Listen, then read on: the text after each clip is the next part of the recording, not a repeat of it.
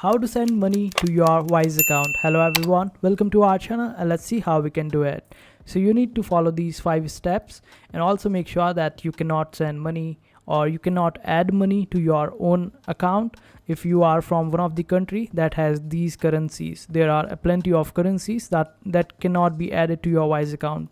For example, like INR or CNY or PKR or PHP, these currencies cannot be added on Wise. Now let's move and see how we can add money or how we can send money to our Wise account. So for that, just go to your balances section and select the balance like Euro or USD, and after that click on add. And this way you would be prompted to type the amount that you want to send or add, and after that select the currency in which you want to pay. After that you will have to click on pay, and this way you would be prompted with the payment method.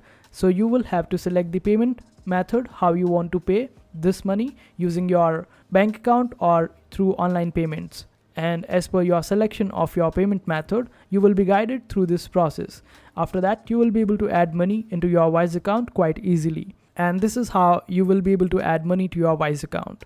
I hope this video was helpful. Make sure to hit that like button and also subscribe to our channel for more helpful videos.